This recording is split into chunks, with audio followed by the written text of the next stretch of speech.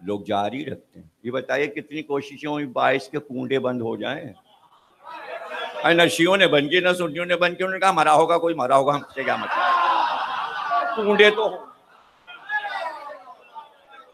کنڈے تو. ارے بھائی رزق ہے, رزق ہے, رزق ہے, رزق آتا ہے, رزق آتا ہے. تو جو میلاد شروع کر دیے, بیٹھے دیکھیے سارے تو بیٹھے ہوں گے. جتنی گھر پہ محفلیں شروع کی آج تک جاری رکھی ہیں کہ نہیں؟ جو مجلس ہے, جو میلاد ہے, کیے جا رہے ہیں. جس نے جو شروع کیا وہ کرے.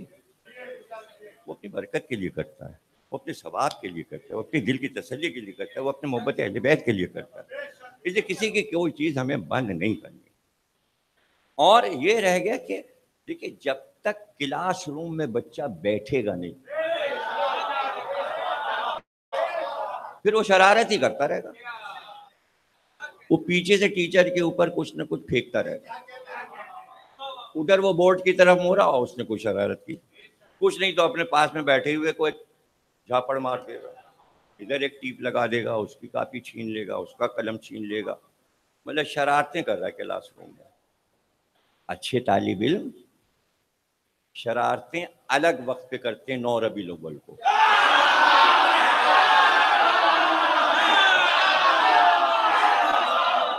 اور علم کے وقت علم ہی حاصل کرتے ہیں. تو جب آپ بیٹھیں گے نہیں آپ کے کیسے سمجھ میں آئے گا کہ میں یہ سمجھاؤں کہ رسول اللہ کہنا ہے یا علی غدیرکم کے خطبے میں یہ سورہ پورا کا پورا سورہ الحمد تمہاری شان میں آیا ہے. کہہ تو دیا یا رسول اللہ, اب ہم کیسے کہیں کہ یہ علی کے شان میں آیا؟ آپ نے تو کہہ دیا, ہمارے لیے مشکل ہو گئی, اس لیے کہ دنیا یہ کہہ رہی ہے کہ اللہ کی شان میں آیا.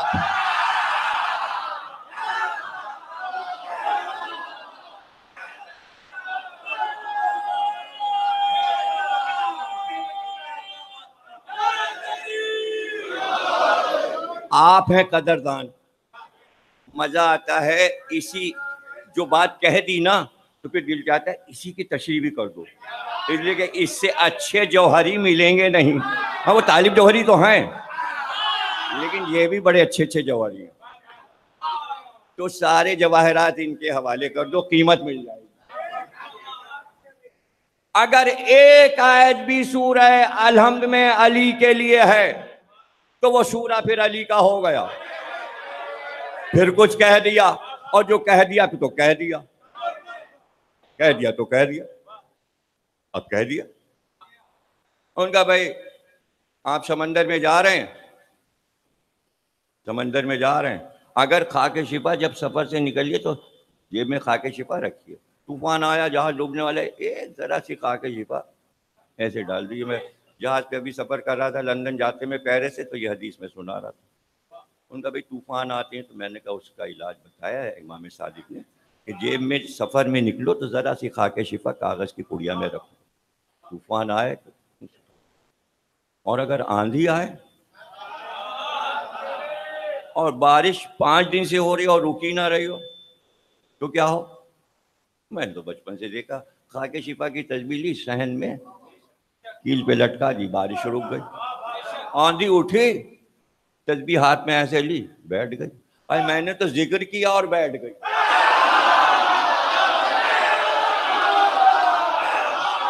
اتنی تیز اٹھی تھی کہ سب نے آنکھیں بند کر لی تھی. میں نے ادھر دیکھا تو میں نے کہا اب دوسری بار جب ہی دیکھوں گا جب یہ بیٹھ جائے گی.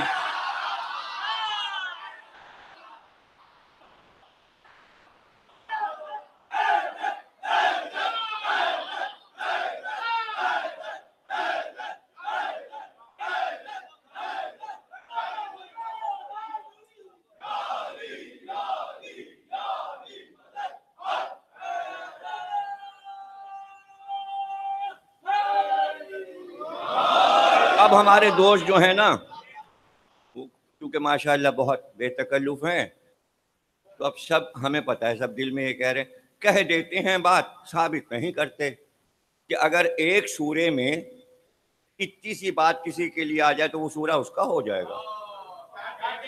لو میں ابھی کہہ دیتا ہوں, بڑے بڑے سورے, بڑے بڑے سورے, لمبے لمبے سورے, اور پیغمبروں کے ذکر, اس میں آدم کا ذکر, اس میں نوح کا ذکر, اس میں ابراہیم کا ذکر, اس میں موسیٰ کا ذکر, اس میں داؤد کا ذکر, اس میں سلیمان کا ذکر. اور بیچ میں ذرا سا اللہ نے کہا کہ سلیمان کا تخت جا رہا تھا تو ایک چیوٹی کے سردار نے اپنی قوم سے کہا بھاگو سلیمان آ رہے ہیں.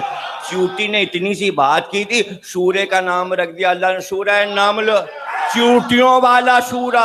ارے انبیاء کا ذکر تھا, سورہ بن گیا چیوٹی.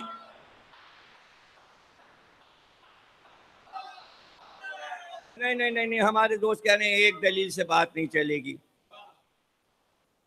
سورہ نمل, آوحینا الی النحل, ہم نے شہد کی مکھی پر وہی کر دی کہ اونچی جگہ پر اپنا چھتا لگایا کرے. ہم نے وہی کر دی.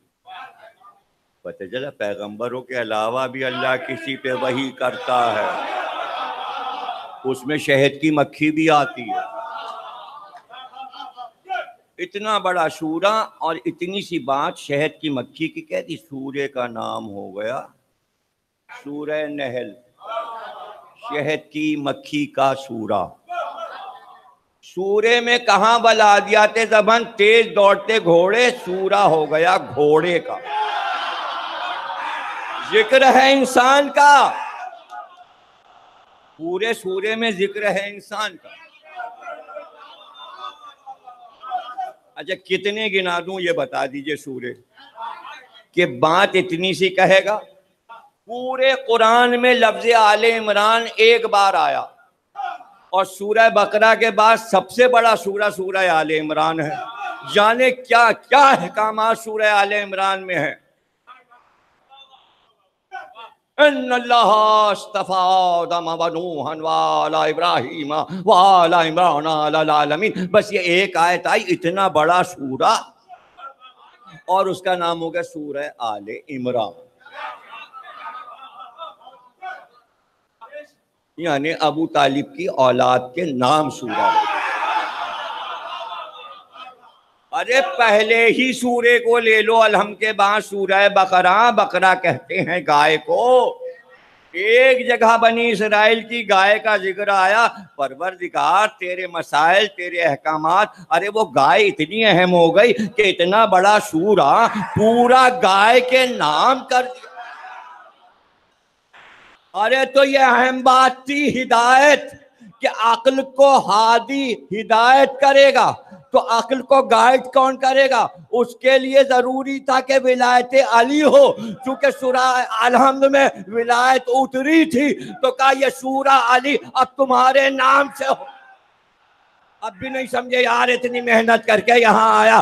کیا ہے ولایت علی؟ اہدنا الصراط المستقیم صراط الذین انعمت علیہم. یہ آیا ولایت ہے.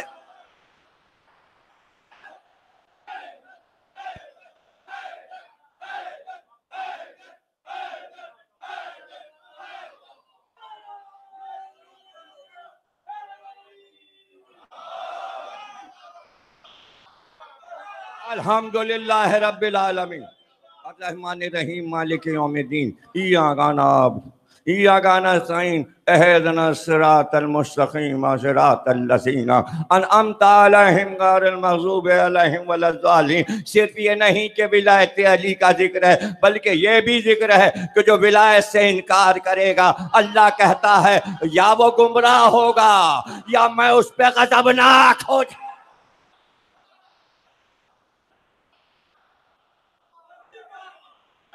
ضالین, ضالہ گمراہ. اور وہ کون ہوگا؟ وہ اس کا غیر ہوگا, غیر المغضوب. وہ غیر جس پہ میں نے اپنا غضب نازل کیا, جس پہ اللہ غضبناک ہو جائے. اللہ کو تو پتہ چلا. امام صادق سے پوچھا گیا صراط مستقیم کے کیا معنی؟ آپ نے کہا ولایت علی. ارے اس جملے کے لیے تو یہ پوری تقریر 5 منٹ کم 1 گھنٹے کی اس جملے کے لیے, کہ امام نے کہا کہ یہ آیت ولایت علی پر ہے.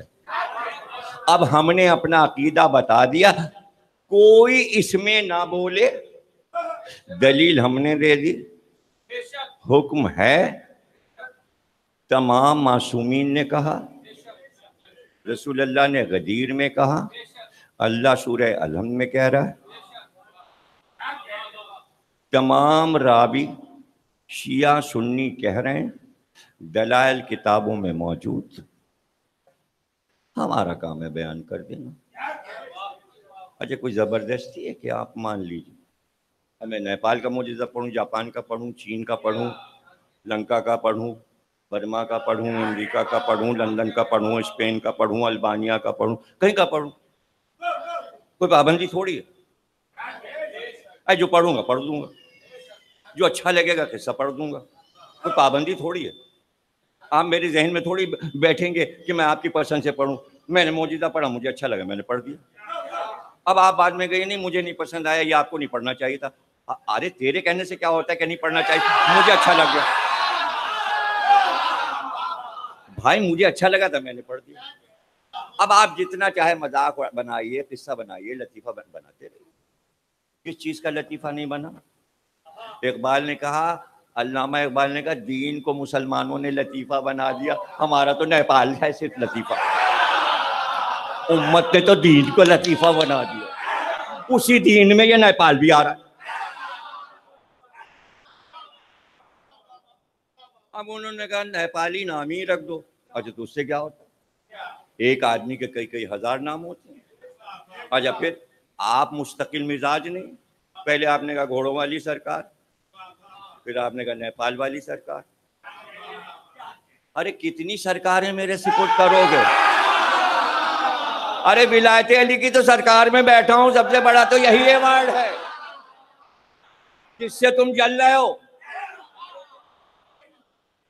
سرکار میں تو میں بیٹھا ہوں۔ اب ایسے جتنی چاہے سرکاریں بناتے چلے جاؤ، بناتے چلے جاؤ، بناتے چلے جاؤ، ہم پڑھتے چلے جائیں، تم بناتے جاؤ۔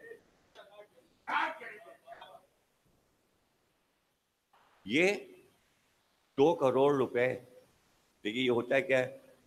بھائی ذل رضا چاہ رہے ہیں کہ ان کا جو نیا کیسٹ آیا ہے نوحہ منقبت، 2 کروڑ لوگ دیکھ لیں، فیس بک کہے گا ہم 2 کروڑ تک پہنچا دیں گے، اتنے پیسے لیں گے۔ بھائی ایسا ہے کہ نہیں؟ یہ بات ہے ایسا؟ کیوں بھائی بودر صاحب ایسا ہے؟ جو کمپیوٹر کے ماہرین ہیں، خرم صاحب ایسا ہے؟ وہ دیتا ہے آپشن۔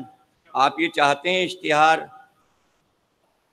25,000 لوگ دیکھ لیں، اتنے آپ پیسے کارڈ سے جمع ہے؟ خدا کی قسم اگر میں کسی پبلسٹی انچارج ایجنسی سے کہتا کہ پورے ورلڈ میں ہر زبان ہر ملک میں میری شہرت کروا دو، 2 کروڑ لے لو، وہ نہ کر پاتا۔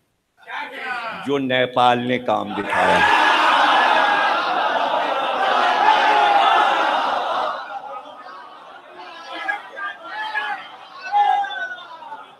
اچھا سنیے، اچھا رضا صاحب موجود ہے، ابھی کل بیان کرے، یہ لوگ سب ایئرپورٹ چھوڑنے گئے، نقی صاحب وغیرہ، میں جب فرانس جا رہا تھا، رضا صاحب بھی ساتھ میں، مجھے یہ بیان کرے تو مجھے یاد آیا، اور جیسے ہی میں گیٹ پہ پہنچا تو یہ لوگ پیچھے کھڑے ہوئے تھے، مجھے الوداع کہا، سلام علیکم۔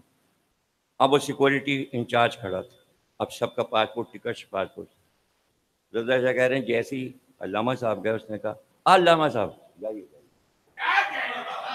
اب یہاں سے شروع ہو رہا بھائی،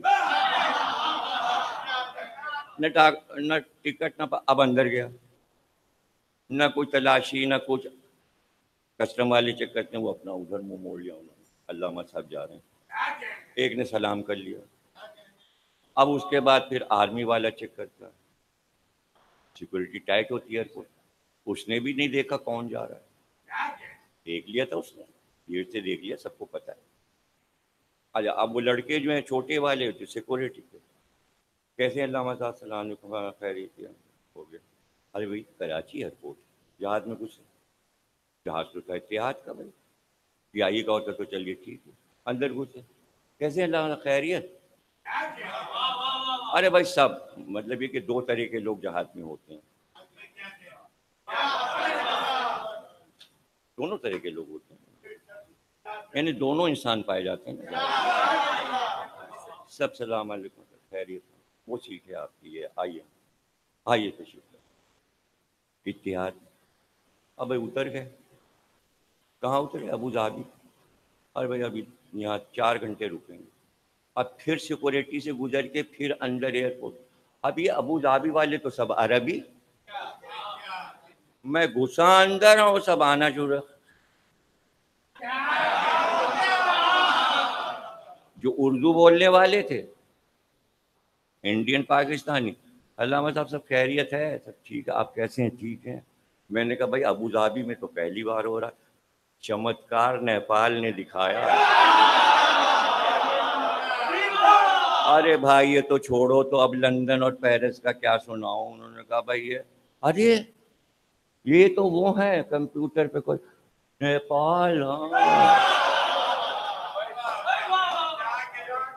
اب پیرس والے بھی پہچان گئے، لندن والے بھی پہچان گئے. اب ہمیں ہو گیا آرام نیپال کے بعد سے. اپنی پڑھی بات پہ اتنا اعتماد تو ہو.